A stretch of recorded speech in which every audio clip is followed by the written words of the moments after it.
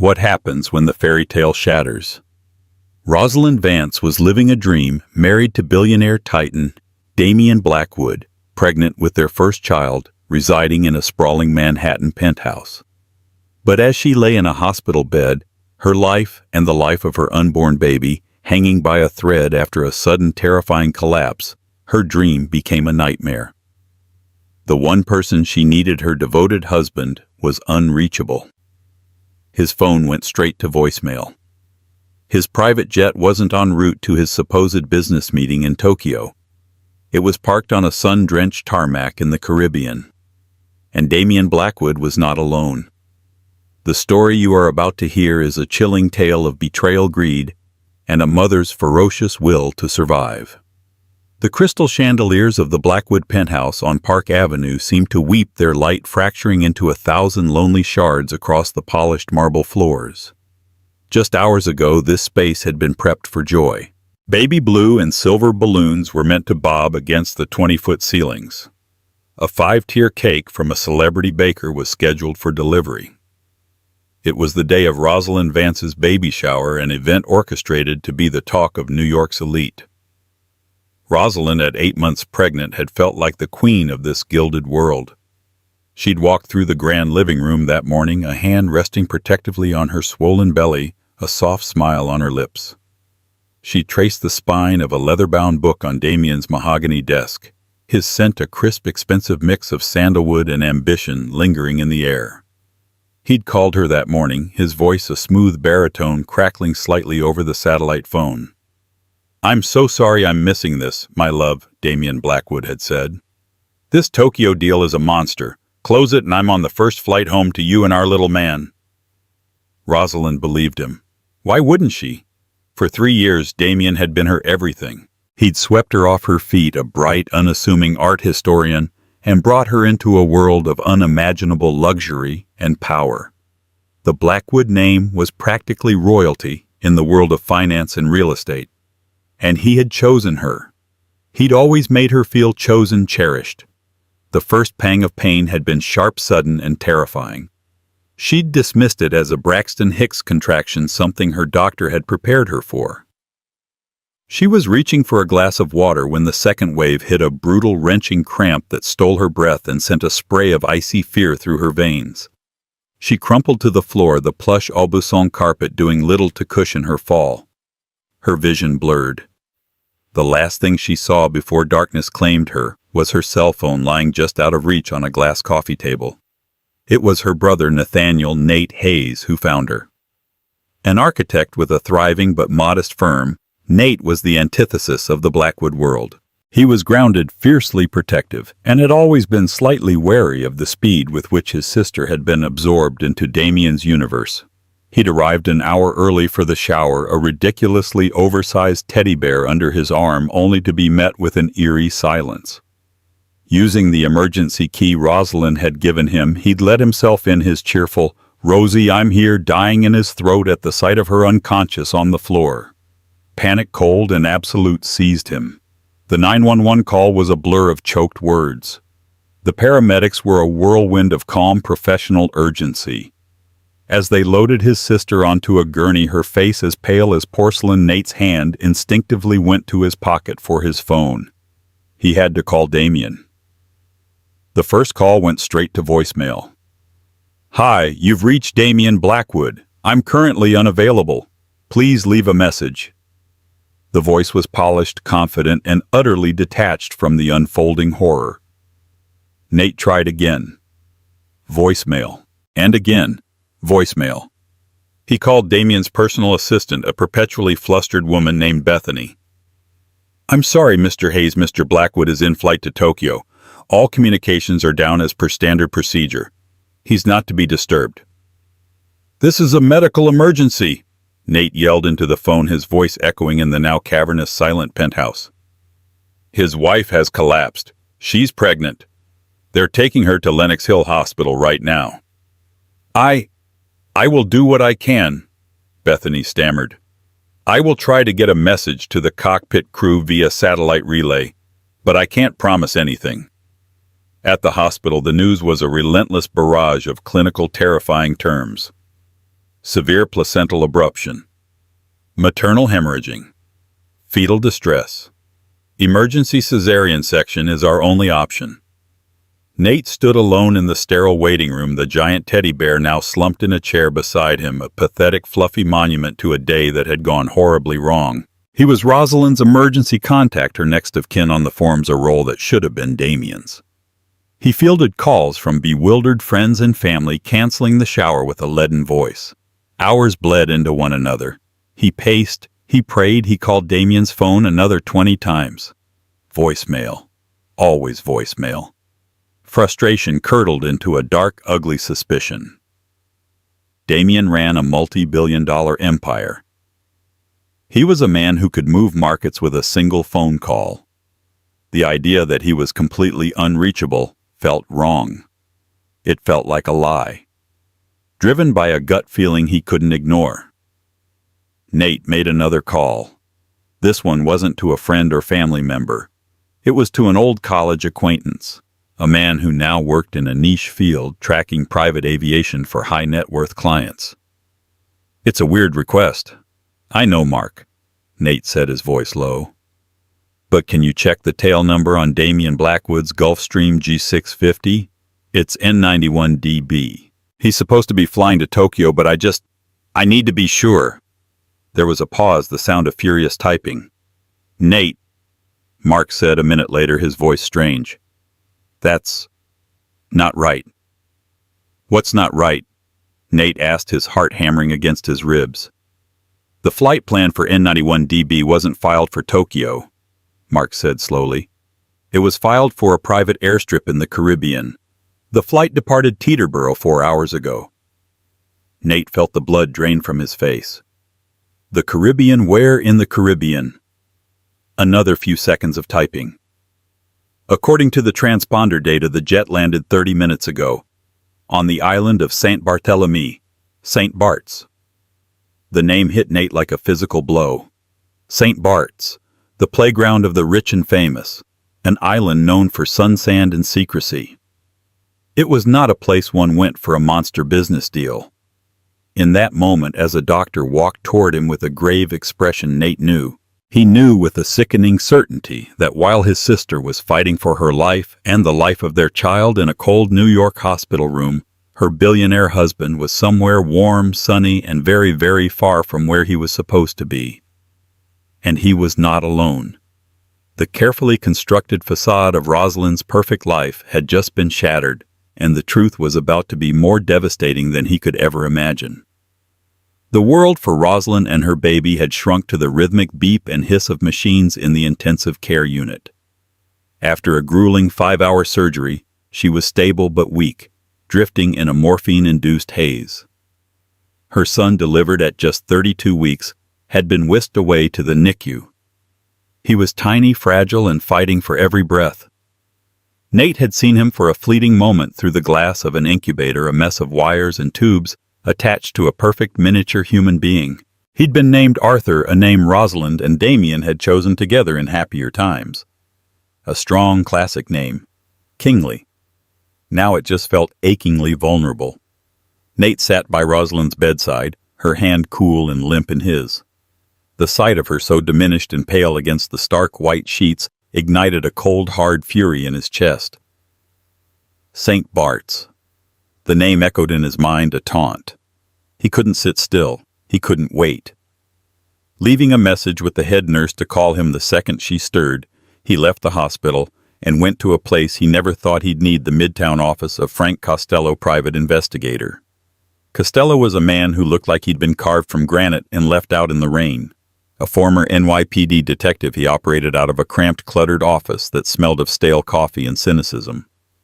He listened to Nate's story without interruption, his gaze sharp and assessing. "Let me get this straight," Costello said, his voice a low, gravelly rumble. "Wife has a near-fatal emergency. Billionaire husband is supposed to be in Tokyo, but his jet is in St. Bart's. You want me to find out what he's doing there and who he's with?" "Yes," Nate said, his voice tight. "I want proof. I want pictures. I want to know everything. This kind of work isn't cheap, kid, especially on short notice and offshore." "I don't care about the cost," Nate replied, pulling out his checkbook. "My sister's life has been turned upside down. She deserves the truth." Costello looked at the younger man's determined face, then nodded slowly. "I have a contact on the island. A good photographer. Paparazzi, but discreet when the money's right. I'll make the call." As Costello worked his grim magic, Nate was left to drown in memories. He remembered Rosalind's wedding day, the way she'd looked at Damien, her eyes shining with absolute adoration. Damien had been charming, attentive, a perfect gentleman. He'd even pulled Nate aside during the reception. "I know she's your little sister," Damien had said, clapping a hand on Nate's shoulder. "I want you to know I'll spend my life making her happy. I'll protect her from everything." Protect her. The words were now a bitter poison in Nate's memory. 24 hours later, Costello's promised email arrived. The subject line was Stark Blackwood. Nate's hand trembled as he clicked it open. The attachment contained a series of high-resolution photographs. The quality was exceptional, the content soul-crushing. There was Damien Blackwood not in a suit but in crisp white linen trousers and a light blue shirt unbuttoned to reveal a tan chest. He was laughing, his head thrown back, a picture of carefree relaxation. He was seated at an outdoor table at a chic, exclusive beach club. The turquoise water of the Caribbean sparkled behind him. And across the table from him, her hand resting intimately on his, was a woman. She was stunning in a way that was both intimidating and impossibly glamorous. High cheekbones, a cascade of raven black hair, eyes hidden behind oversized designer sunglasses. She wore a silk sundress that looked like it cost more than Nate's car. In one photo, she leaned across the table and kissed Damien, a long, languid kiss that was anything but secret. Another photo showed them walking along a private beach, his arm draped possessively around her shoulders. Costello had included a brief report. Subject: Damien Blackwood. Location: Eden Rock, St. Bart's. Companion: Genevieve Dubois, French national. Former runway model, now a purported art consultant and socialite, well known in European circles. They checked into a private villa 2 days ago. Booked for the week. Genevieve Dubois. Nate typed the name into a search engine. The results were a curated gallery of a jet-set life photos from the Cannes Film Festival, the Monaco Grand Prix, a charity gala in London. In many of them, she was on the arm of a powerful man. But the most recent articles mentioned her connection to the art world, brokering multi-million-dollar deals for anonymous collectors. The betrayal was no longer a suspicion. It was a brightly lit, full-color reality. Damien hadn't just lied about a business trip. He had constructed an elaborate deception to steal away for a romantic tryst with his mistress while his wife, carrying his child, was left alone in New York. A call from the hospital interrupted his dark thoughts. It was the nurse. "Mr. Hayes, your sister is awake. She's asking for you." Nate rushed back to Lenox Hill, the sickening photos burning a hole in his phone's memory.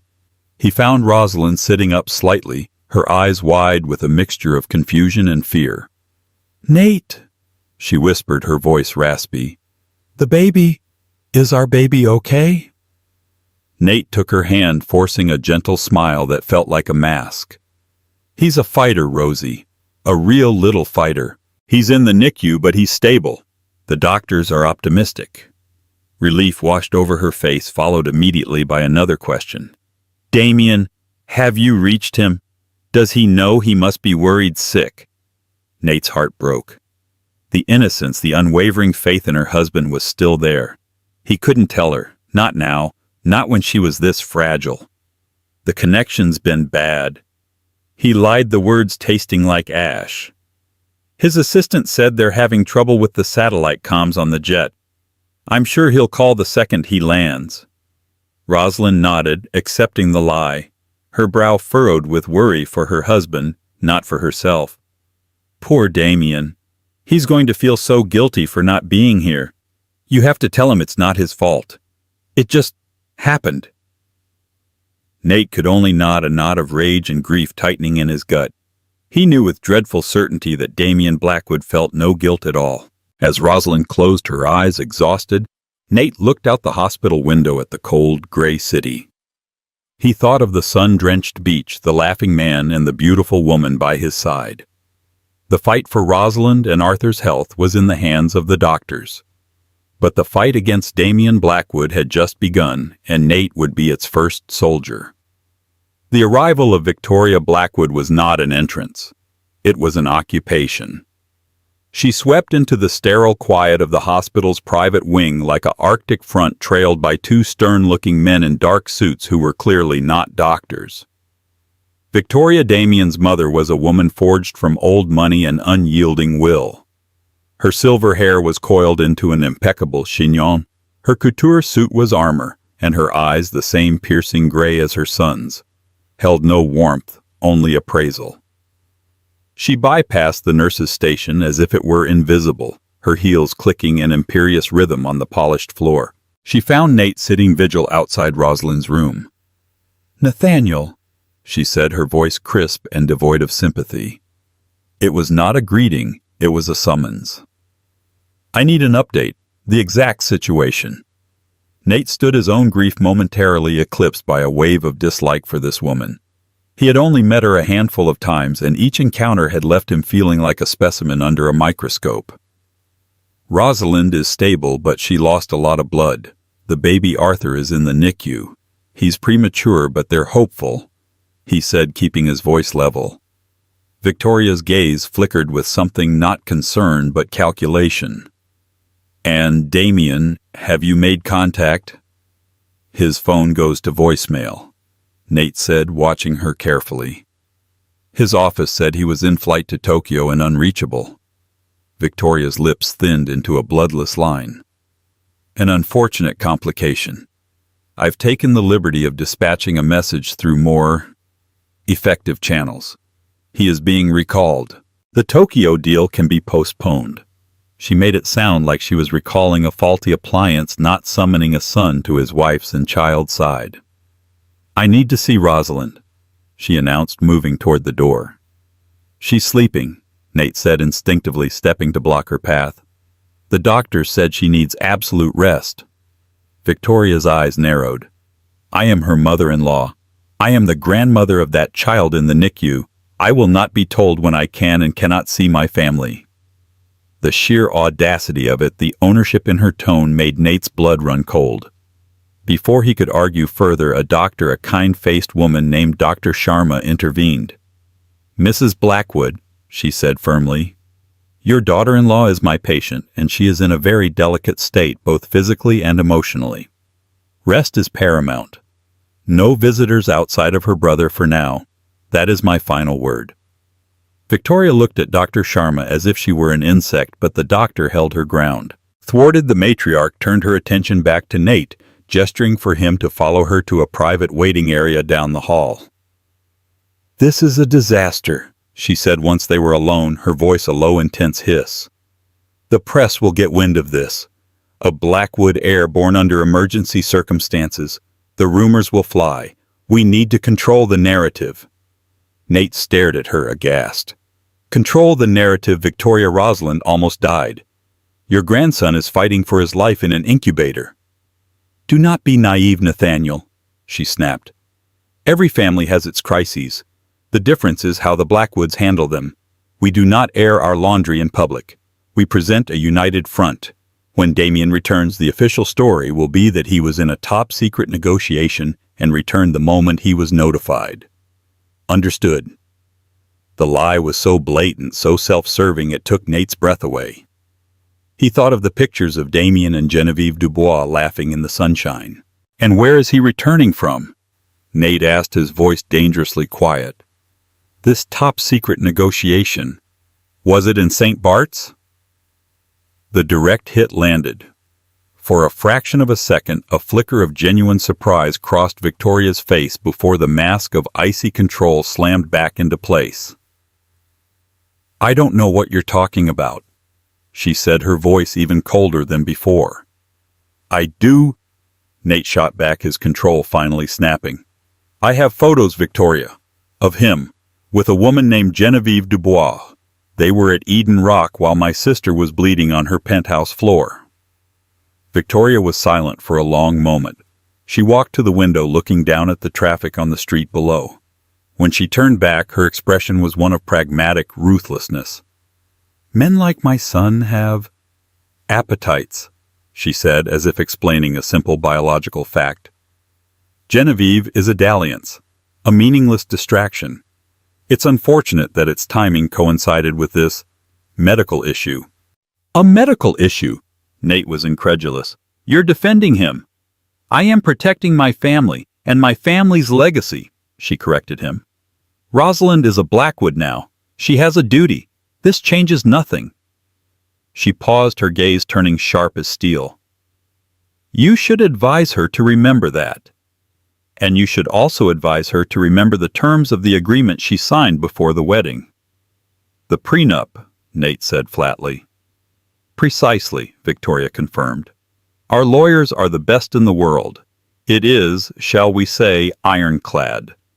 It stipulates in no uncertain terms that in the event of a dissolution of the marriage, she is entitled to a one-time payment. Generous by any normal standard, but a pittance in our world.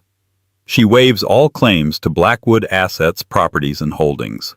And more importantly, any hint of infidelity, proven or otherwise, if made public, is considered a breach of a confidentiality clause, rendering the entire agreement null and void. She would walk away with nothing." Nate felt sick. It was a trap, a perfectly legal, brilliantly cruel trap.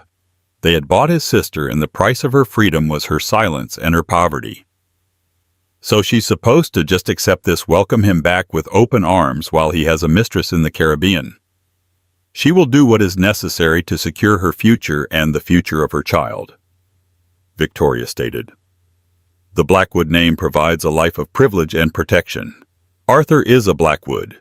He will be raised as one. Rosalind is his mother. She will be well cared for as long as she is sensible. The threat was unmistakable.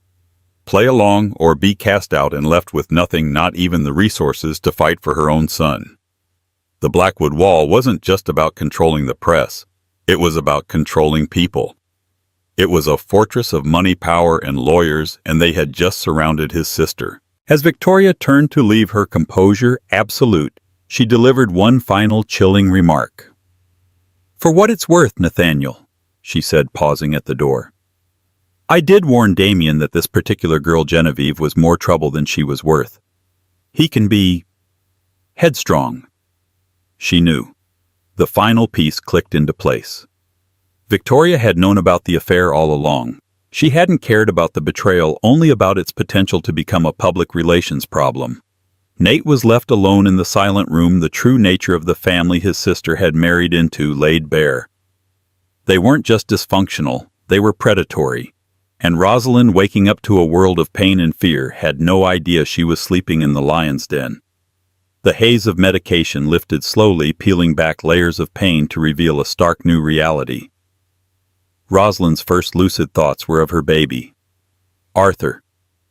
Nate had been her rock, his constant presence a comfort, his reassurances about the baby a lifeline. But she needed to see for herself.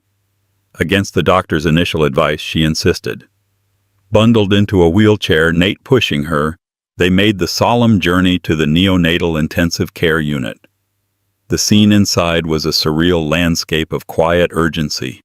The soft chime of monitors, the low hum of ventilators, the hushed voices of nurses.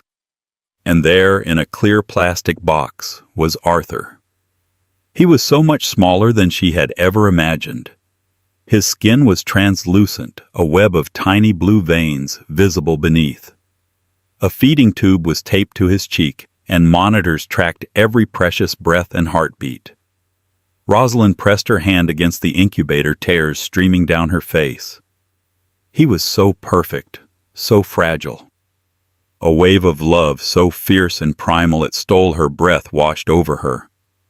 "He's beautiful," she whispered, her voice thick with emotion. "He's a fighter," Nate said softly, his hand resting on her shoulder. "Just like his mom." The sight of her son, so vulnerable and yet so determined to live, ignited something in Rosalind. The weakness and confusion began to recede, replaced by a crystalline, sharp-edged resolve. She was a mother. his protector. Back in her room, the second part of her new reality had to be faced. "Damien," she said, her voice stronger now. "Tell me the truth, Nate. No more lies about bad connections. Where is he?" Nate hesitated, his expression pained. He had hoped to shield her for longer, but he saw the new strength in her eyes. She deserved the truth. He sat down, took a deep breath, and told her everything. He told her about the jet to St. Bart's. He told her about Frank Costello, the private investigator. And then, his voice gentle, he showed her the photos on his phone. Rosalind stared at the images, her face a mask of disbelief. The laughing man on the screen was her husband, but it was also a stranger. The casual intimacy with the beautiful raven-haired woman was a physical blow. Each photo was a dagger methodically dismantling the entire foundation of her marriage. The loving phone calls, the promises, the Tokyo deal. It was all a lie. A carefully crafted illusion to cover a sordid, sun-drenched escape. She didn't cry. The tears she'd shed for her son had been born of love and fear. This new emotion was something colder, harder. It was a profound, hollow ache of betrayal that quickly began to burn. "Genevieve Dubois," she said, the name tasting like poison. She handed the phone back to Nate, her hand perfectly steady. "I see." Then Nate delivered the final, crushing blow. He told her about Victoria's visit, about the threats, the demands for silence, and the ironclad prenup designed to leave her penniless and powerless if she dared to expose the truth. "She wants me to be sensible," Rosalind repeated, a bitter, humorless smile touching her lips. "She wants me to welcome him home, play the role of the forgiving wife, and raise my son in this family of vipers. All to protect the Blackwood name." She looked from Nate to the window, her gaze distant. For 3 years she had lived inside the gilded cage, believing it was a palace. She had willingly clipped her own wings, setting aside her career, her ambitions to be Mrs. Damien Blackwood. She had seen Victoria's coldness and Damien's ruthlessness in business as mere quirks of their powerful world, not as the fundamental truths of their character. Now she saw it all. The woman who had crumpled to the penthouse floor was gone. The naive art historian was a ghost. In her place, a mother was forged in the crucible of betrayal and fear. "They think I'm weak," Rosalind said, her voice low and dangerously calm. "They think they've bought me. They think I'll roll over to protect a lifestyle I now realize is worthless. They've made a mistake. A very big mistake." She turned to Nate, her eyes blazing with a fire he had never seen before. "They threatened to leave me with nothing. Fine. Let them try. But they will not take my son. They will not take my dignity. And they will not get away with this."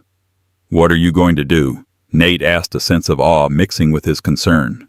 "First," she said, her mind working with startling clarity, "I need a lawyer, not just any lawyer. I need the sharpest, most ruthless divorce attorney in New York City. Someone who isn't afraid of the Blackwood name. Someone who eats people like Victoria for breakfast." She paused, taking a deep, shuddering breath. "Second, tell your investigator, Mr. Costello, to keep digging. I don't want to know just about the affair anymore. I want to know everything. About Genevieve Dubois. About Damien's finances. About every business trip he's taken for the past year. They want to play dirty. We'll show them what dirty really is." "Rosie, are you sure?" Nate asked, worried about the toll this would take on her. "I have never been more sure of anything in my life," she replied, her gaze drifting back towards the direction of the NICU. "I'm not fighting for a settlement anymore, Nate. I'm fighting for my son. I'm fighting for me." That afternoon, Nate made a call. Evelyn Reed was a legend in Manhattan's legal circles. A shark in a Chanel suit, she specialized in taking down powerful men. Her initial response to taking on the Blackwoods was cautious. They were a formidable foe. But then Nate put her on the phone with Rosalind.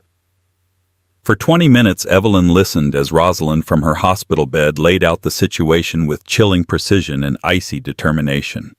She spoke not as a victim, but as a queen whose kingdom had been stolen. When the call was over, Evelyn Reed's voice had a new tone of respect, even excitement. "Mr. Hayes," she said, "tell your sister not to sign anything, not to speak to anyone from the Blackwood family. Tell her to focus on getting well and taking care of her son. I'll handle the rest. This is going to be very, very interesting." The battle lines had been drawn. The Blackwoods, with their wall of money and power, believed they were untouchable, but they had underestimated their opponent. They had not counted on the fury of a woman with nothing left to lose and everything to fight for. While Rosalind focused on her recovery, spending every possible moment by Arthur's incubator, a different kind of war was being waged. Evelyn Reed and Frank Costello formed an unlikely but formidable team. Evelyn, with her legal acumen and network of forensic accountants, attacked the Blackwood empire from the front. Costello, with his shadowy contacts and back-alley methods, tunneled in from below.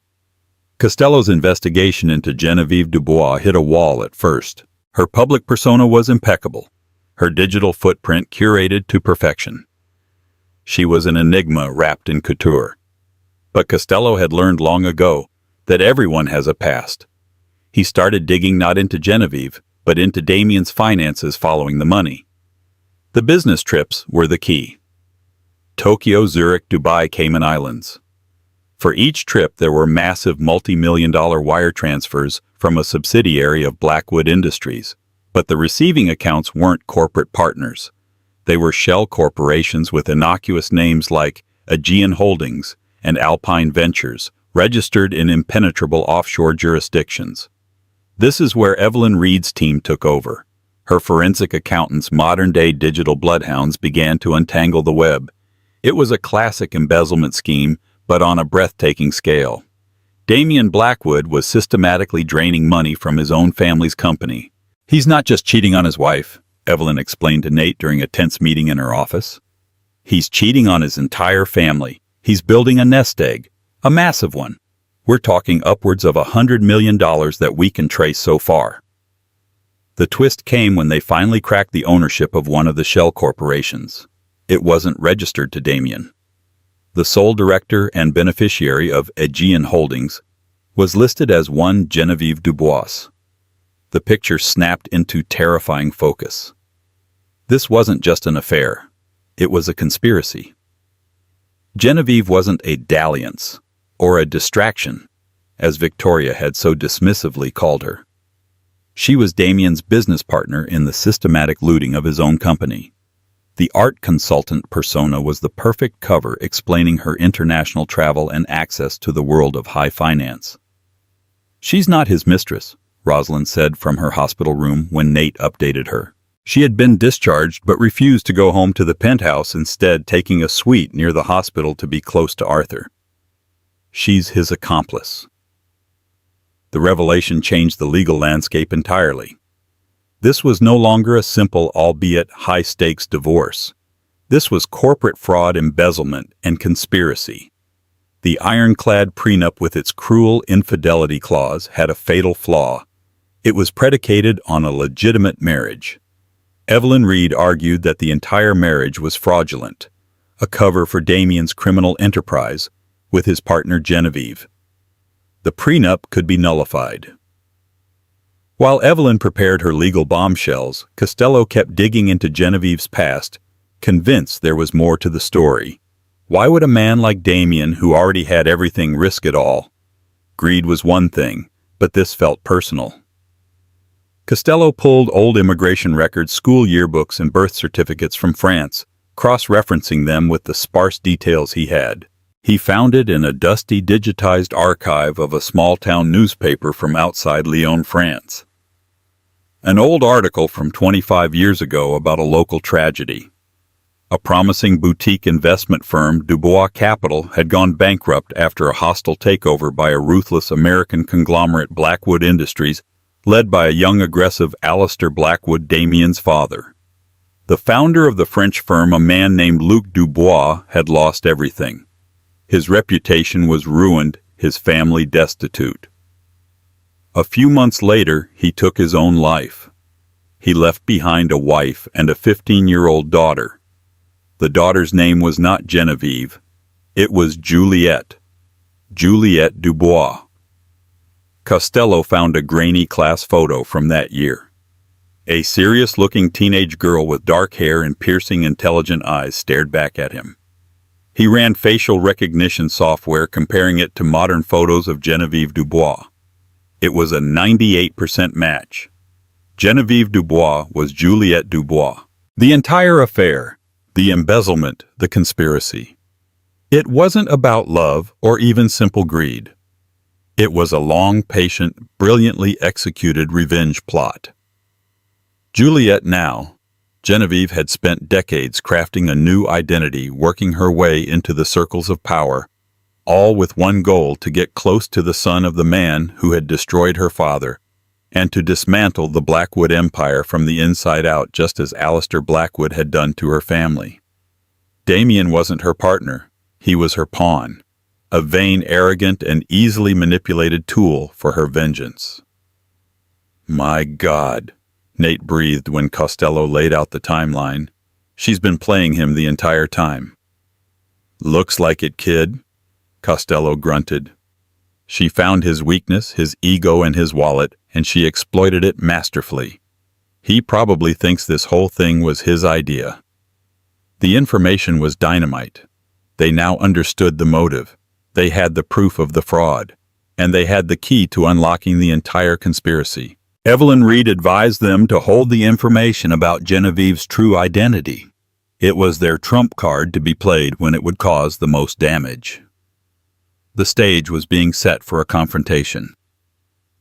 Damien, recalled by his mother, was on a flight back to New York, blissfully unaware of the storm that was about to break. He was walking back into what he believed was a messy domestic situation he could control with money and intimidation. He had no idea he was walking into a trap, one set not only by his vengeful lover, but also by the wife he had so carelessly discarded. Damien Blackwood stepped off his private jet at Teterboro looking more annoyed than remorseful. He wore a tailored suit, his face set in a mask of grim impatience. The St. Bart's tan was a stark, almost insulting contrast to the gray New York sky. His mother Victoria was waiting for him on the tarmac, her face a thundercloud. "What in God's name were you thinking, Damien?" she hissed, foregoing any greeting. "The entire board is in a panic, and your wife—" "I'll handle Rosalind," he cut in, his voice sharp with arrogance. "A bigger check, a new piece of jewelry. She's emotional. It will pass. Now what's the damage with the press?" His complete lack of concern for his wife or son was chillingly clear. For Damien, this was a problem of logistics and public relations, not a human crisis. Victoria filled him in on the situation as their car sped toward Manhattan, briefing him on the official story they were to present. He barely listened. He'd handled bigger problems than this. His first stop was the hospital. He planned to make a brief, perfunctory appearance, show his face, and then get to the real work of damage control at his office. He strode into the private wing, projecting an aura of authority, expecting to find a tearful, broken wife he could easily placate. He found something else entirely. Rosalind was waiting for him, not in her hospital bed, but sitting in a chair. She was dressed in simple but elegant clothes. She was pale and thinner, but her eyes held a strength he had never seen before. Beside her stood Nate, his arms crossed, his expression one of pure contempt. "Rosalind, my love." Damien began, his voice oozing a practiced sincerity that had always worked before. "I came as soon as I heard. I was in a complete dead zone. I had no idea."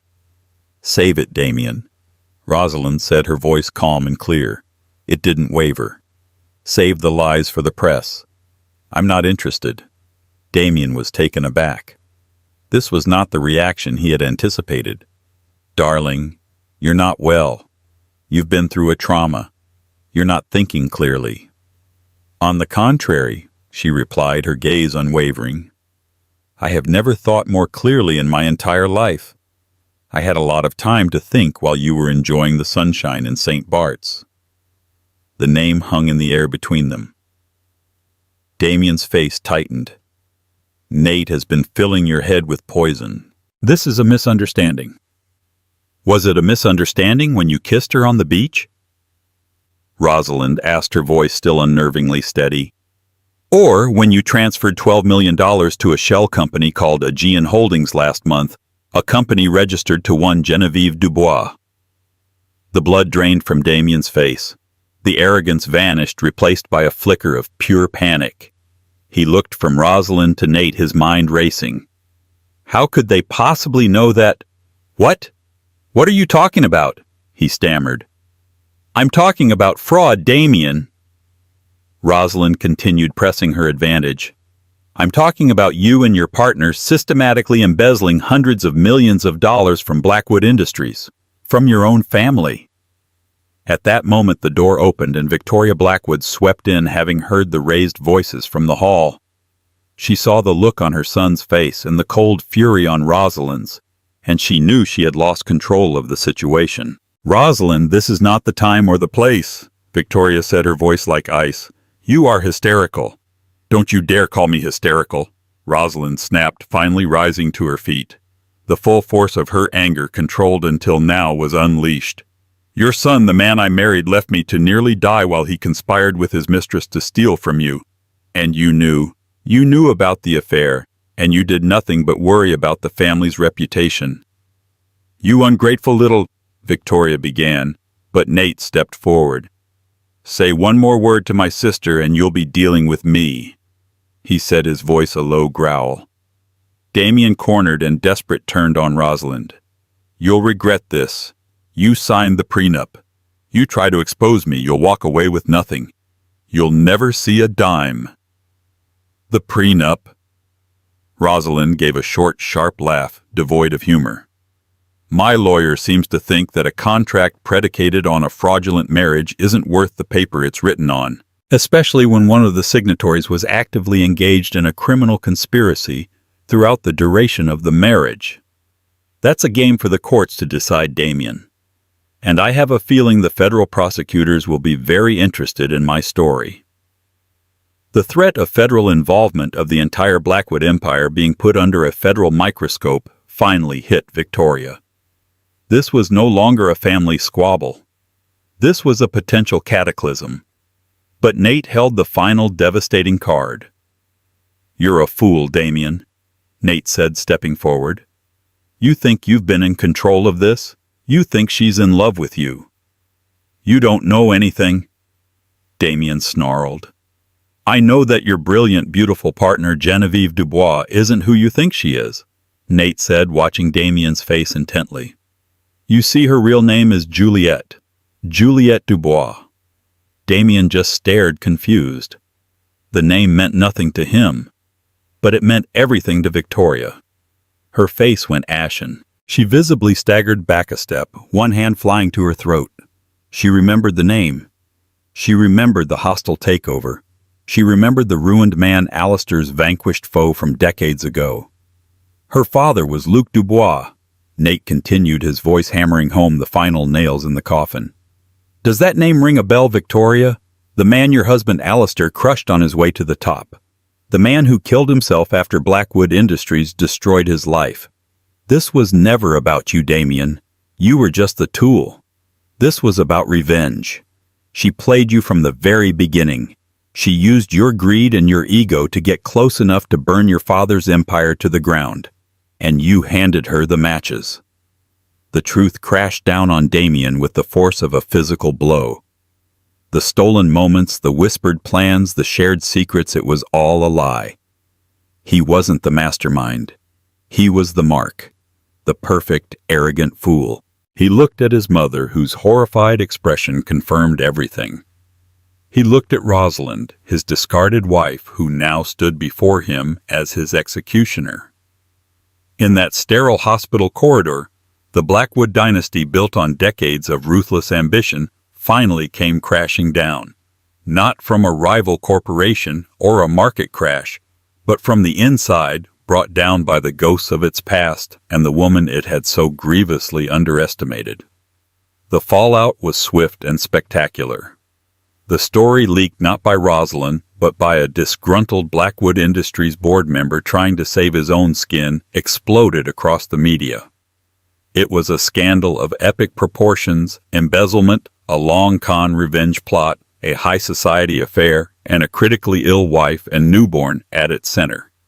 The headlines were brutal. Blackwood Empire rocked by fraud and betrayal. The Heiress's Revenge. How Juliette Dubois toppled a dynasty. The SEC and the FBI descended on Blackwood Industries, freezing assets and seizing records. Damien Blackwood was arrested in his penthouse, the photographer's flashbulbs a merciless storm. The image of him being led away in handcuffs, his face a mixture of disbelief and humiliation, became iconic. Victoria Blackwood, stripped of her power and influence, became a recluse. The Wall Street queen was forced to watch as her husband's legacy and her son's future were dismantled piece by federal investigators. The Blackwood name, once a symbol of power, was now synonymous with scandal and crime. Genevieve Dubois, or Juliette, vanished. She had played her part perfectly. While authorities managed to claw back a significant portion of the embezzled funds from the more easily traced accounts, it was discovered that tens of millions had been moved through a labyrinth of cryptocurrency and anonymous international transfers. She had secured her victory and disappeared like a phantom, her father's ghost finally avenged. But for Rosalind, the fall of the House of Blackwood was just noise in the background. Her world was quiet, focused and centered around a single tiny heartbeat. Her son Arthur, after weeks of touch-and-go struggle in the NICU, was finally getting stronger. The day she was able to hold him for the first time without the barrier of an incubator cradling his small, warm body against her chest was her true victory. In that moment, the pain of Damien's betrayal and the stress of the legal battle faded into insignificance. This was all that mattered. With the prenup invalidated by the overwhelming evidence of criminal fraud, Evelyn Reed negotiated a substantial settlement for Rosalind from the frozen, untainted Blackwood assets. It wasn't the fortune Damien controlled, but it was more than enough to ensure that she and Arthur would be secure for the rest of their lives. It was just as clean and simple. She didn't stay in New York. The city was too full of ghosts and painful memories. With Nate's help, she bought a beautiful sunlit house on the coast of California, far from the shadows of Park Avenue. It was a home filled not with marble and chandeliers, but with light, warmth, and the sound of the ocean. Her life was no longer defined by a powerful man or a famous name. It was defined by her own strength, her resilience, and her immeasurable love for her son. She started painting again, her art historian background, finding a new outlet. Her canvases were bold and vibrant, full of life and color. One afternoon, as Arthur, now a healthy, giggling 1-year-old, crawled across a blanket in their sun-drenched living room, Nate watched his sister. The pale, fragile woman from the hospital was gone forever. In her place was a woman who had walked through fire and emerged not burned but forged. "Are you happy, Rosie?" he asked softly. Rosalind looked at her son, then out at the sparkling blue Pacific Ocean. A genuine, peaceful smile graced her lips. "I'm free," she said. "And for the first time in a very long time, that's more than enough." She had lost a fairy tale, but she had found herself. And in the quiet, steady rhythm of her new life, she was finally building a future that was truly her own, one masterpiece at a time. Rosalind's story is a harrowing reminder that the most beautiful facades can hide the darkest secrets. It's a tale of devastating betrayal, but more importantly, it's a testament to the incredible power of a mother's will and the resilience of the human spirit. She was pushed to the absolute brink, only to discover a strength she never knew she possessed. Her journey from a billionaire's wife to a self-made survivor is an inspiration to anyone who has ever had to rebuild their life from the ashes. What did you think of Rosalind's incredible fight for justice? Let us know in the comments below. I used to listen to this sound for hours. The steady, hopeful rhythm of my baby's heart. It was the only thing that felt real in a world that had become a nightmare. He called me a phase, a temporary chapter in his grand life story. But the woman he left me for, she had another name for herself. She called herself his endgame, and she wasn't just a whisper in the shadows. She was a headline, a social media siren, broadcasting my humiliation to the world. This isn't just a story about a cheating husband. It's about a war fought in boardrooms, on Instagram feeds, and in the silent, desperate moments of a woman left with nothing but the promise of a new life growing inside her. What would you do if the man you loved, the father of your child, erased you with a single word? The scent of 1,000 white roses clung to the air in our penthouse apartment, a fragrant testament to my husband's latest grand gesture. Liam Carrington loved grand gestures. They were as much a part of his brand as the tailored Tom Ford suits he wore and the audacious multi-billion-dollar tech deals he closed. From the outside, our life was a meticulously curated fairy tale. Liam, the self-made millionaire, the boy from a forgotten corner of Queens who had clawed his way to the apex of Manhattan's elite. And me, Evelyn Reed Carrington, the girl from a quiet Connecticut suburb, the art history major who had captured his heart. Our story was the kind tabloids adored. We'd met at a charity gala, a whirlwind romance that culminated in a lavish wedding at the plaza. He was 32, I was 26. He was driven, intense, a force of nature. I was, in his words, his calm in the storm. "You ground me, Evie," he would murmur into my hair, his voice a low rumble that vibrated through my very bones. "You're my sanctuary." For 5 years I had embraced that role. I managed our homes, the Park Avenue penthouse, the sprawling Hamptons estate, the charming villa overlooking Lake Como. I planned the society dinners, charmed his business partners, and stood by his side, a constant smiling presence as he built his empire, Carrington Innovations. Our life was a ballet of perfection, every step choreographed, every pirouette flawless. And now the final, most precious act was about to begin. I was 4 months pregnant with our first child, a son. Liam had been ecstatic, or so I thought. The day we found out, he'd lifted me off my feet, spinning me around in our sun-drenched living room, the city skyline a glittering backdrop to our joy. A son, Evie, an heir, our legacy. He'd commissioned a nursery that would have made royalty envious, complete with a hand-painted mural of constellations on the ceiling. He'd bought me a new, ridiculously expensive push present, a sapphire necklace that matched my eyes. Every action, every word seemed to reinforce the narrative we had so carefully built. We were the Carringtons. We were invincible. But lately a subtle dissonance had crept into our perfect symphony. It was nothing I could put my finger on, just a series of discordant notes. The late nights at the office became later, the business trips more frequent. When he was home, he was distant, his mind seemingly a million miles away, lost in the blue glow of his phone. The easy intimacy we once shared felt strained. The silence between us heavy with unspoken things. "Is everything okay, Liam?" I'd asked one evening, tracing the tense line of his jaw as he stared out at the city lights. He'd flinched almost imperceptibly before schooling his features back into a mask of placid reassurance. "Just stress, baby. A new acquisition. It's a monster deal." He'd kissed my forehead, a perfunctory gesture that held none of his usual warmth. "Don't you worry your pretty little head about it." I'd let it go, just as I'd let go of the other small oddities. The faint scent of a perfume I didn't wear clinging to his suit jacket. The way he'd started password protecting his personal laptop, something he'd never done before. I was his sanctuary, his calm. Sanctuaries weren't supposed to ask too many questions. They were supposed to be a place of peace, of unwavering trust. And I trusted Liam.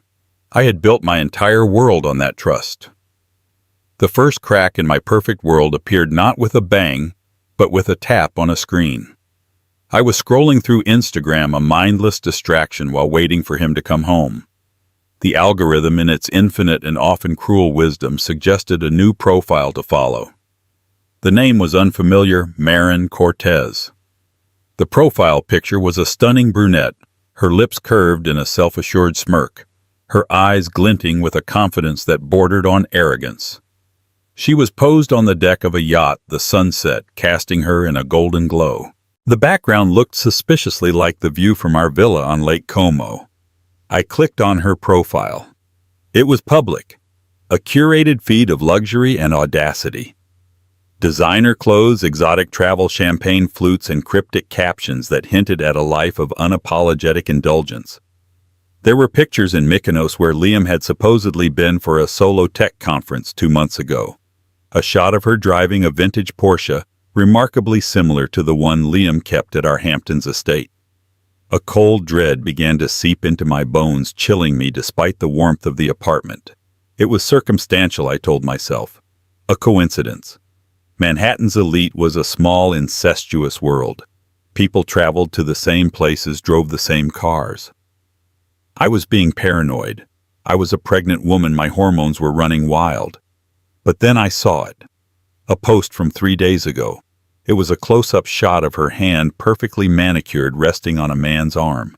The man's face was out of frame, but the sleeve of his suit was visible, a distinctive Tom Ford design. And on his wrist was the vintage Patek Philippe watch I had given Liam for our 5th anniversary. The caption was what made my world tilt on its axis. 6 words that would come to haunt my waking and sleeping hours. He says, I'm his endgame. My breath caught in my throat. I scrolled frantically through her posts, my fingers trembling. The comments were a sycophantic chorus of praise. Queen, get it, girl. He's a lucky man. One comment stood out from a user named @ChloeBax, my best friend Chloe's account. My heart stopped. But a closer look revealed it was a fake profile using her picture. A calculated, cruel detail. The room suddenly felt airless, the scent of the roses cloying and suffocating. The grand gesture, the beautiful flowers, they weren't a celebration of our future. They were a smokescreen, a beautifully arranged lie. The sound of the key in the front door made me jump. Liam was home. I quickly locked my phone, my heart hammering against my ribs. I had to confront him. I had to know the truth. But how? How do you ask the man you love if your entire life is a lie? He walked in, loosening his tie, a weary sigh escaping his lips. Long day, he said, dropping his briefcase by the door. He came over to me, leaning down to kiss me. I flinched, turning my head so his lips met my cheek instead of my mouth. He frowned, his brow furrowing in confusion. Everything okay, Evie? And there it was, the opening. The moment to shatter the illusion. I took a deep breath, the words tasting like poison on my tongue. Liam, I began, my voice barely a whisper. Who is Marin Cortez? The name hung in the air between us, heavy and toxic. For a fleeting second, a flicker of genuine panic crossed Liam's face. It was there, and then it was gone, replaced by a cool, almost bored indifference that was far more chilling than any angry denial would have been. He straightened up, his 6'2" frame suddenly seeming to tower over me. He walked over to the bar, his back to me, and began to pour himself a scotch. The clinking of the ice against the crystal glass was the only sound in the room. Where did you hear that name? He asked, his voice low and devoid of emotion. I saw her Instagram. I said, my own voice gaining a sliver of strength from the adrenaline coursing through me. I saw your watch on her post, Liam. The one I gave you.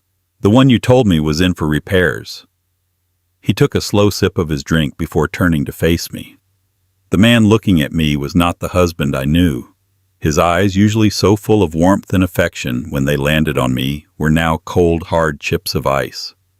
He looked at me as if I were a stranger, an inconvenience. You shouldn't be snooping, Evelyn, he said, his tone laced with a condescending disapproval. It's unbecoming. Unbecoming, I repeated, my voice rising with disbelief. You're cheating on me, Liam, while I'm pregnant with your child, and you're worried about what's unbecoming. He sighed, a long, theatrical exhalation of breath, as if I were a petulant child throwing a tantrum. He set his glass down and walked towards me, his movements slow and deliberate. He stopped a few feet away, his hands in his pockets, his posture relaxed, almost casual. Look, Evie, he began, and the casualness of his tone was like a slap in the face. Us, it's been a great run. You've been wonderful. Exactly what I needed when I was building the company. You're beautiful, you're elegant, you're the perfect hostess. You played the part beautifully. The part, I whispered, the words getting stuck in my throat. The part of your wife. A small, cruel smile played on his lips. Yes, the part of my wife. And you were very convincing. But things change, Evelyn. I've changed. My life is ascending to a new level. The kind of level that requires a different kind of partner. A different kind of partner. The pieces were clicking into place, each one a shard of glass in my heart. Like Marin Cortez. Marin is different, he said, a strange, almost reverent look in his eyes. She's not a sanctuary, Evelyn. She's a battlefield. She challenges me. She's as ambitious as I am. She understands the world I operate in. She's not content to just stand by my side and look pretty. She wants to conquer the world with me. The cruelty of his words was breathtaking. He was taking everything I thought he loved about me, my calmness, my support, my devotion, and twisting it into a weakness, a liability. So, what was I, Liam? I asked, my voice trembling. What were the last 5 years of my life? What is this baby? I placed a protective hand on my stomach, a gesture of pure instinct. His eyes followed the movement, and for the first time a flicker of something unreadable crossed his face. It wasn't remorse. It was something closer to annoyance.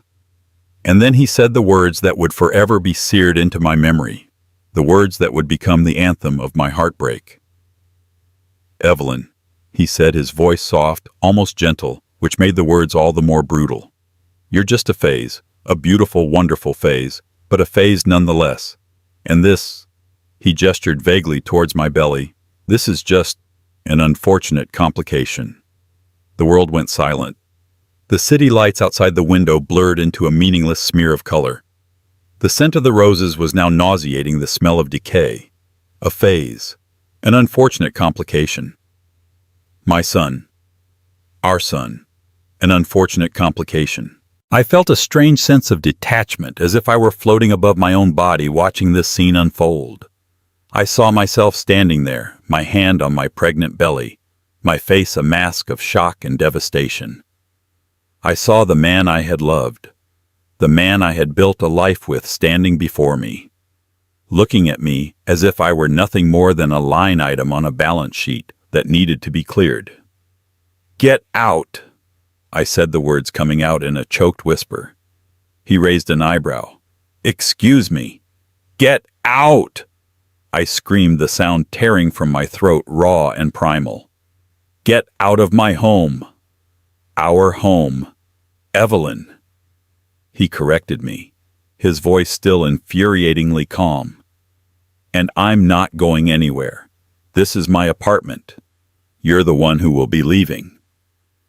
He turned and walked back to the bar, picking up his scotch as if the conversation were over, as if he had just informed me that he was changing his brand of coffee.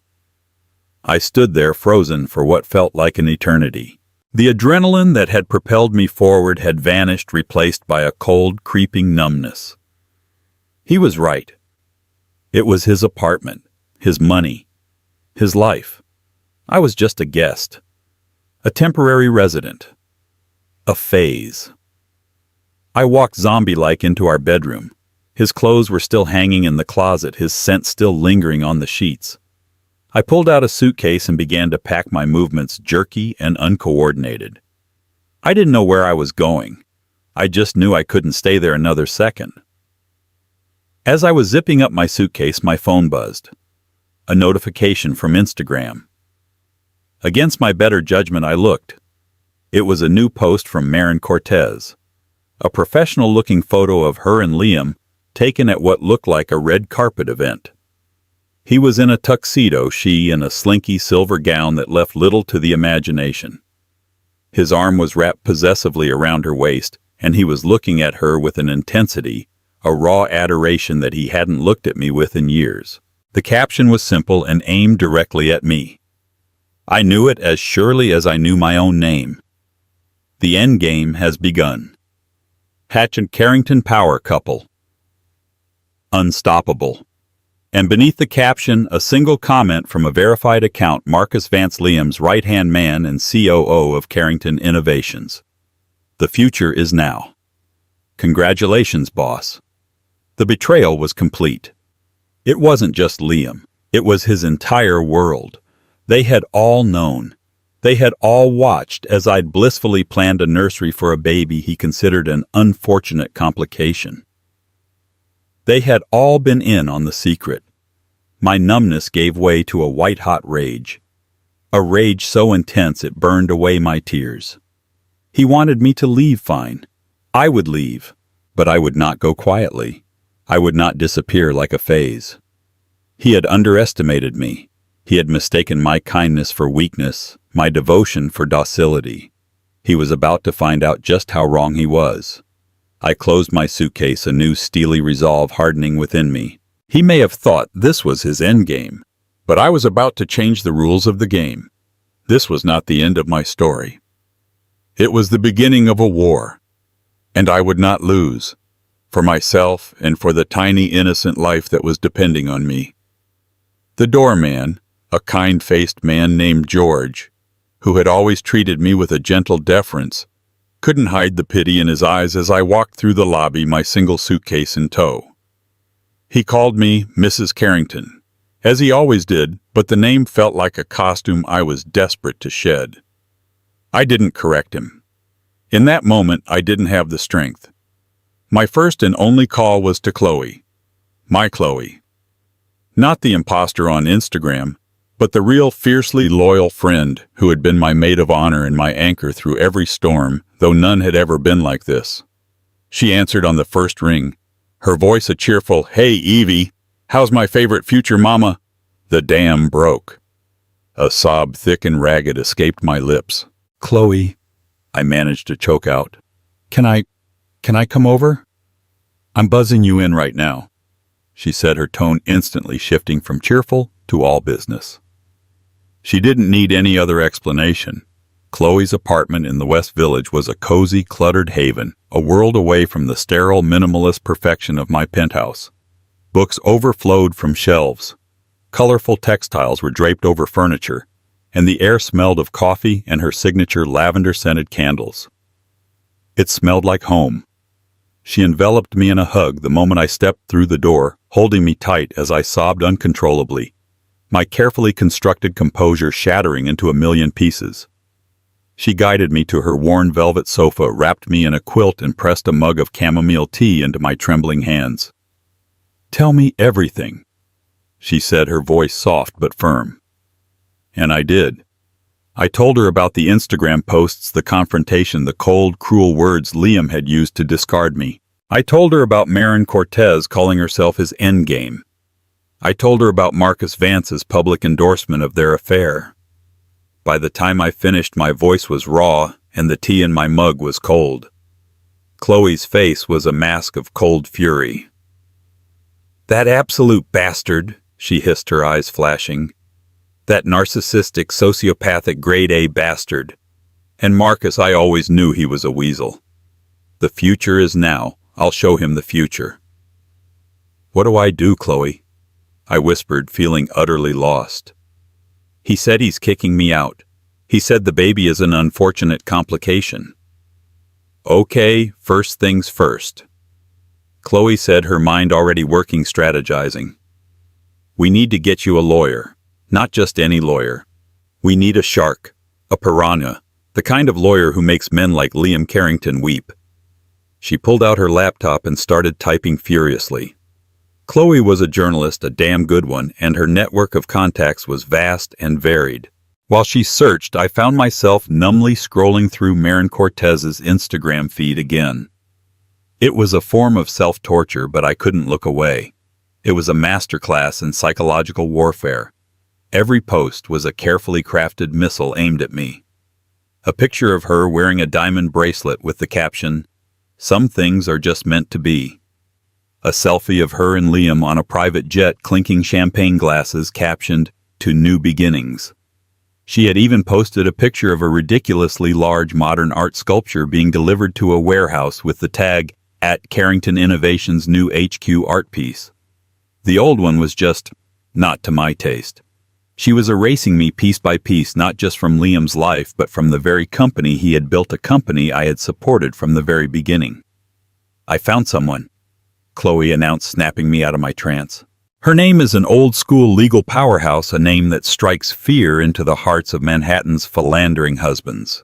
She specializes in high-net-worth divorces, and her nickname is the Lioness.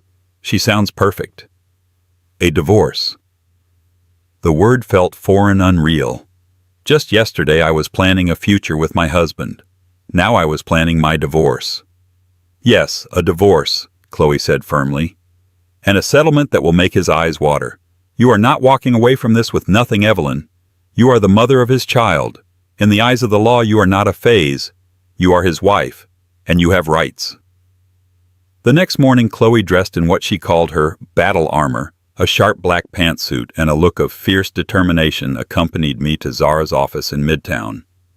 The office was sleek and modern, all glass and chrome, but Zara herself was anything but. She was a woman in her late 60s with a mane of silver hair, piercing blue eyes, and an aura of formidable intelligence.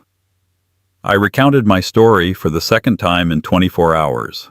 Zara listened intently, her face impassive, her fingers steepled under her chin.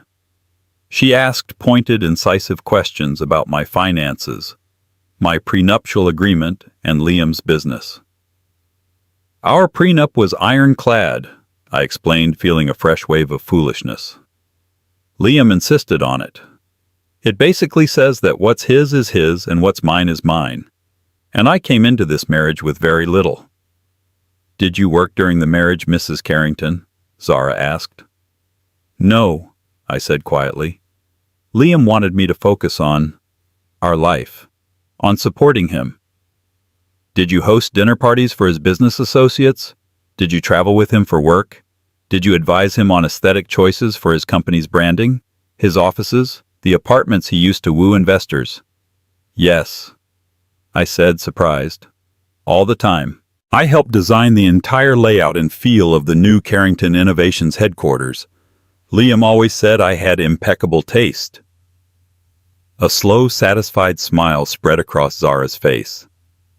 Impeccable taste that has tangible value, Mrs. Carrington. We're not just going to fight the prenup. We're going to argue that you were an integral part of his business's success. Your work as his wife directly contributed to his net worth. We're going to make a case for a significant portion of the assets acquired during the marriage. For the first time in days, a tiny flicker of hope ignited within me. And the baby? I asked, my voice small. The baby, Zara said, her voice softening slightly, is your trump card. Liam Carrington can call his child an unfortunate complication in the privacy of his penthouse. But in a court of law, in the glare of the public eye, that child is his heir. And he will be expected to provide for that child in a manner befitting a billionaire's son. We will ensure that. Leaving Zara's office, I felt a shift in my own posture. I was still heartbroken, still reeling from the betrayal. But I was no longer just a victim. I was a client, a plaintiff, a fighter. My newfound resolve was immediately put to the test. As Chloe and I stepped out onto the street, my phone buzzed with a news alert. It was from a major financial news outlet. Carrington Innovations announces major rebranding spearheaded by new Chief Creative Officer Marin Cortez. The article was accompanied by a glossy photo of Liam and Marin standing side by side in the lobby of the Carrington Innovations headquarters. They were beaming, looking every bit the power couple she had proclaimed them to be. The article quoted Liam extensively. Marin has a vision that is simply unparalleled, he gushed. She is the future of this company. She's my partner in every sense of the word. We're taking Carrington Innovations to the next level, and it requires a complete overhaul of our old dated aesthetic. My aesthetic, the one he had praised for years, the one I had painstakingly curated. He wasn't just replacing me in his bed. He was systematically erasing every trace of my influence, my taste, my very existence from his life and his business. But the most brutal part of the article was the final paragraph. When asked about his wife Evelyn Carrington and rumors of a separation, Carrington was dismissive. Evelyn and I are handling things privately, he stated. She's a wonderful woman, but our lives are moving in different directions. I wish her all the best. He wished me all the best, as if he were a distant acquaintance, not the man who had vowed to love and cherish me for the rest of his life. The public dismissal, the casual erasure, was almost more painful than the private confrontation. "He's not just trying to win Evie," Chloe said, her voice grim as she read the article over my shoulder. "He's trying to annihilate you. He wants to control the narrative, completely paint you as the gentle, naive wife who is gracefully left behind while he and his new dynamic partner conquer the world." I looked down at the phone at the picture of Liam and Marin, the picture of my replacement. The rage was back cold and sharp. "He's not going to win," I said, my voice quiet but firm. "He thinks he's in control. He thinks he can just delete me. But he's forgetting one thing." "What's that?" Chloe asked. I looked up, meeting her gaze, a fire in my own that I didn't know I possessed. "I know all his secrets." Liam Carrington hadn't sprung fully formed onto the pages of Forbes. His past was a carefully edited narrative, a story of grit and genius that he'd polished to a high shine. The official bio was that he'd grown up poor in Queens, a single mother who worked 3 jobs, a scholarship to MIT, and then a relentless climb to the top. It was a good story, inspiring, and mostly it was a lie. I knew the real story, or at least parts of it. The parts he'd let slip in rare, unguarded moments, usually after too much expensive wine and a successful IPO. He wasn't from Queens. He was from Greenwich, Connecticut, and his mother hadn't been a struggling waitress. She had been the live-in housekeeper for a very wealthy, very powerful family, the Vanderbilts. Not the famous Vanderbilts of Gilded Age history, but a more modern, discreetly powerful branch of the family, headed by a patriarch named Alistair Vanderbilt. Liam had grown up in the shadow of their immense wealth, a ghost in their grand estate. He had been the boy in the background, the housekeeper's son, privy to their lives of effortless privilege, but never a part of them. It was the source of his ambition, the chip on his shoulder, that drove him with a terrifying intensity. He wasn't just trying to get rich. He was trying to exorcise the ghost of the boy he once was. He was trying to become more powerful, more influential than the family that had employed his mother. He had told me once, his voice thick with a bitterness that years of success had not managed to erase, that Alistair Vanderbilt had a son, Julian. They were the same age, and Liam had despised him with a passion that was almost pathological. Julian was everything Liam was not: born to wealth, effortlessly charming, entitled. Julian was the legitimate heir. Liam was the illegitimate shadow. This was the secret I held, the key to understanding the man who had so callously discarded me. His obsession with legacy, with building an empire, it wasn't just about money. It was about rewriting his own history. And his sudden, brutal rejection of me and our unborn son, it suddenly made a twisted kind of sense. In his mind, I was creating another version of him, a son who would grow up in the shadow of a powerful father, a potential weakness, a reminder of the vulnerability he had spent his entire life trying to escape. Marin, with her sharp edges and ruthless ambition, was not a mother figure. She was a fellow warrior. She wouldn't create a vulnerability. She would help him build higher walls. "We need to go to Greenwich," I told Chloe, my mind racing. "Greenwich?" she asked, her brow furrowed. "Why?" "Because Liam's entire life is built on a lie," I said. "And I think the truth is buried there." The next day we drove up to Greenwich. It was a world away from the frantic energy of Manhattan. Manicured lawns, stately homes hidden behind high stone walls, a quiet old money elegance that felt both serene and oppressive. With a little digging, using the skills Chloe had honed as an investigative journalist, we found the Vanderbilt estate. It was even grander than I had imagined, a sprawling stone mansion that looked like something out of a period drama. We didn't go to the front gate. Instead, we went to a small local library in the town center. We spent hours poring over old newspapers and local archives on microfilm, the scent of old paper and dust filling the air. We were looking for anything that connected Liam or his mother to the Vanderbilts. And then we found it. A small article from a local newspaper dated 35 years ago. The headline was innocuous: "Local family mourns tragic loss." The article detailed the accidental drowning of Alistair Vanderbilt's 15-year-old son Julian in the family's swimming pool. A terrible tragedy. But it was the last paragraph that made my blood run cold. The family has asked for privacy during this difficult time. Sources close to the family say that a young house guest, Liam, the son of the family's housekeeper, was present at the time of the accident and is being treated for shock. My hands trembled as I read the words. Liam had never mentioned this. He had never told me that he was there when his childhood nemesis, the object of his intense jealousy, had died. My God, Evie.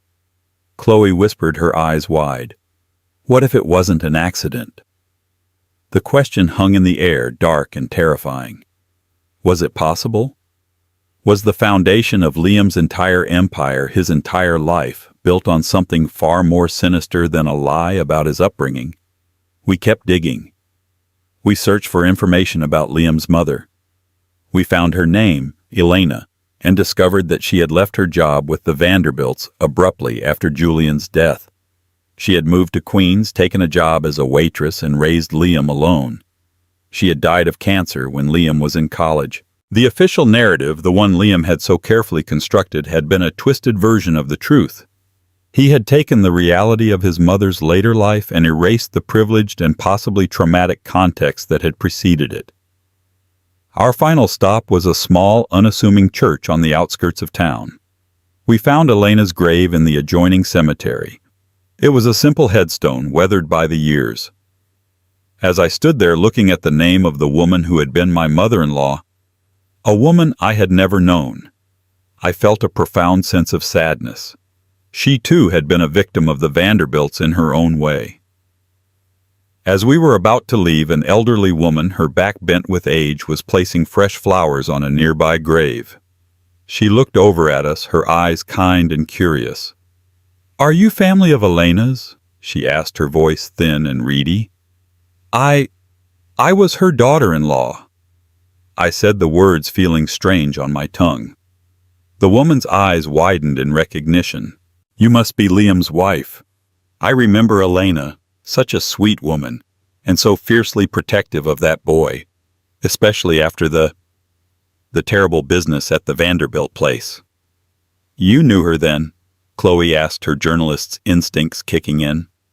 "Oh yes," the woman said, nodding. "My husband was the gardener at the estate for 40 years. I remember that day like it was yesterday, the screaming, the chaos. Everyone said it was an accident, but my Arthur, he never believed it." "What did he believe?" I asked, my heart pounding. The old woman leaned closer, her voice dropping to a conspiratorial whisper. "He said the boys had been fighting. Julian was a terrible bully, you see, always tormenting poor Liam. Arthur said he heard them shouting at each other by the pool just before it happened. He said he heard Julian call Liam a charity case and the help's brat. Then there was a splash and then silence. By the time Arthur got there, it was too late. Liam was just standing there staring at the water, his face pale as a ghost." She shook her head sadly. "Alistair Vanderbilt hushed it all up, of course, for the sake of the family name. They paid Elena a handsome sum to leave and keep quiet. But my Arthur always said there was more to that story. He said he saw a look in that boy Liam's eyes that day. A look of triumph." The drive back to Manhattan was silent. The implications of what we had learned were staggering. Liam wasn't just a ruthless businessman. He was a man who had from a very young age been capable of unimaginable things to get what he wanted. He had not just climbed his way to the top. He had perhaps cleared his path with a chilling act of violence. This changed everything. My fight was no longer just about a divorce settlement. It was about protecting my child from a man who was far more dangerous than I had ever known. When I got back to Chloe's apartment, there was an email waiting for me. It was from Liam. The subject line was simply, "Let's be reasonable." The email was cold and clinical. It contained a settlement offer, a one-time payment of $5 million in exchange for my signature on a non-disclosure agreement that would forbid me from ever speaking about him, his business, or our marriage to anyone ever. It was in his world a paltry sum, a nuisance fee to make me go away. The final line of the email was a veiled threat. "Take the deal, Evelyn. It's the best you're going to get. Don't make this messy. You won't win.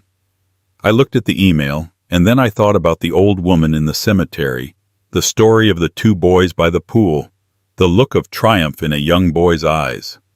He thought this was about money. He thought he could buy my silence. He was still underestimating me. I forwarded the email to Zara with a single message: decline the offer. We're going to war. And then I began to type an email of my own. Not to Liam, not to my lawyer, but to Alistair Vanderbilt. I didn't know if he would respond. I didn't know if he would even remember the housekeeper's son from all those years ago. But I had to try. I had to let him know that someone else knew the truth about what had happened that day by the pool. The subject line was simple, Julian. And in the body of the email I wrote just one sentence: I think we need to talk about your son. And mine. The game had changed. I wasn't just fighting a cheating husband anymore. I was confronting a monster. And I would use his darkest secret to protect my future and the future of the child he had so carelessly tried to erase. The endgame was indeed beginning, but it was going to be mine. The silence that followed my email to Alistair Vanderbilt was deafening. Days turned into a week. I checked my inbox obsessively, my stomach in a constant knot of anxiety and anticipation. Had he even seen it?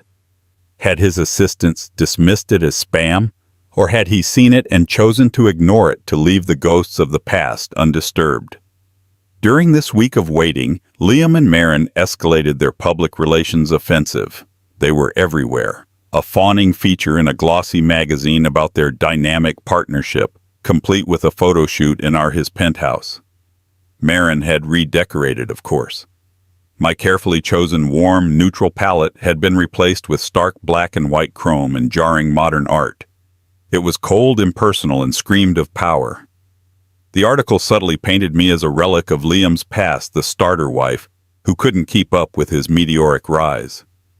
Maren's Instagram became even more pointed. She posted a photo of a sonogram. It wasn't hers. It was a stock image, I was sure of it, but the implication was clear.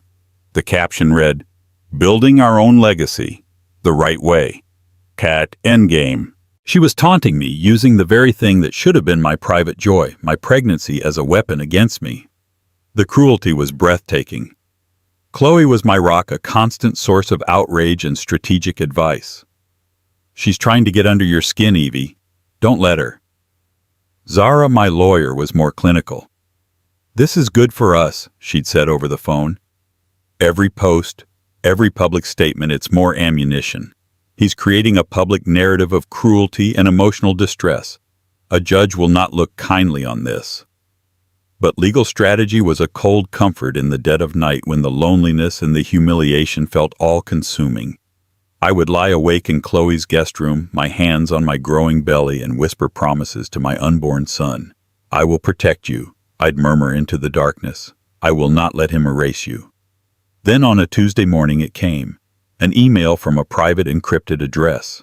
The sender's name was simply AV. My heart leaped into my throat. The message was brief and to the point. "I will be at the bar of the Carlisle Hotel tomorrow at 3 p.m. Come alone." The Carlisle. Old world, discreet, a place for secrets. He had chosen his ground carefully. The man who sat in the dimly lit corner of the bar looked every inch the patriarch I had imagined. Alistair Vanderbilt was in his late 70s with a shock of white hair, a face etched with the lines of wealth and grief, and eyes that were a pale, watery blue. He was impeccably dressed in a tweed jacket, his posture ramrod straight. He looked at me with an unnerving stillness as I approached his gaze, taking in my pregnant form with an expression I couldn't decipher. "Mrs. Carrington," he said, his voice a low, gravelly baritone. He did not stand. "You asked for this meeting. You have 5 minutes." "Thank you for seeing me, Mr. Vanderbilt." I began, my voice steadier than I expected. "I know this must be difficult, but I believe we have a shared interest." "I doubt that very much," he said, his tone icy. What I have is a 35-year-old wound that you have chosen to pour salt into for reasons I cannot begin to fathom. The reason is sitting right in front of you, I said, placing a hand on my belly. I am carrying Liam Carrington's son, and he has told me that this child, his own son, is an unfortunate complication. He is trying to erase us, Mr. Vanderbilt, just as he and your family erased the truth of what happened to your son Julian. His composure cracked. A muscle twitched in his jaw. The official inquiry found my son's death to be an accident. And you paid Liam's mother a great deal of money to disappear and to ensure that was the only story ever told. I countered, my voice low but firm. I spoke to a woman who knew her. Her husband was your gardener. He heard Julian and Liam arguing just before it happened. He said Julian was bullying him, as he always did. Alistair Vanderbilt stared into his untouched glass of water, his knuckles white as he gripped it. The silence stretched thick with the weight of decades of unspoken grief and suspicion. Julian could be difficult. He finally conceded, the words seeming to cause him physical pain. He was my son, my heir. I loved him, but I was not blind to his faults. He had a cruel streak, especially with those he considered beneath him. He looked up at me, his eyes filled with a weary sadness. And Liam was always in Julian's eyes beneath him. Liam has spent his entire life trying to prove Julian wrong, I said. He has built an empire fueled by rage and resentment. He despises weakness, Mr. Vanderbilt, and now he sees his own son as a weakness, a reminder of a past he wants to forget. He will stop at nothing to protect the life he has built on that foundation. What is it you want from me? He asked, his voice rough with emotion. I want to ensure my son's future, I said, leaning forward. Liam has offered me a pittance to sign an NDA and disappear. I have refused. My lawyer believes we have a strong case, but Liam has unlimited resources.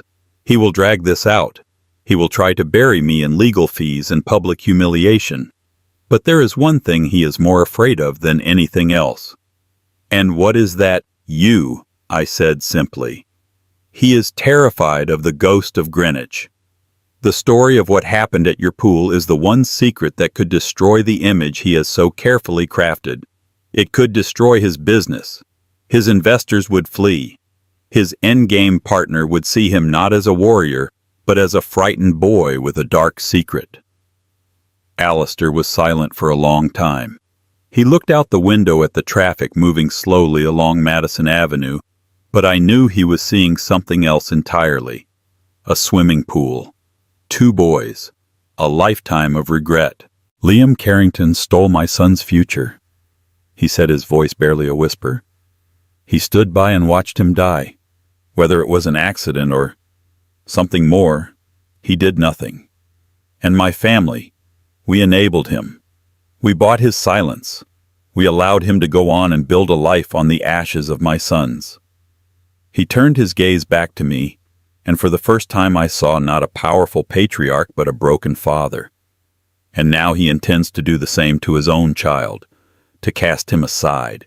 He reached into his jacket pocket and pulled out a simple, elegant business card. It had only a name, Arthur Finch, and a phone number. This is my personal lawyer, Alistair said, sliding the card across the table. He is not a pit bull like the woman you have undoubtedly hired. He is quieter, more discreet, but he is far more dangerous. He has managed my family's affairs for 40 years. He knows where all the bodies are buried, figuratively speaking, of course. He finally met my eyes, and in their depths, I saw a new cold resolve. Tell your lawyer to contact Mr. Finch. We will not be involving ourselves in your divorce directly. That would be unseemly. But we can provide leverage, financial records, testimony from old staff, things that Mr. Carrington would prefer to remain in the past. We can make it clear to his legal team that if this matter is not settled to your satisfaction quickly, quietly, and very, very generously, then the past may not stay buried after all. He stood up, his 5 minutes clearly over. He will not do to your son what he did to mine, he said, his voice like a shard of ice. The Vanderbilt family will not allow it. He turned and walked away without a backward glance, leaving me alone in the quiet corner of the bar, the business card a heavy, powerful weight in my hand. I had come seeking an ally.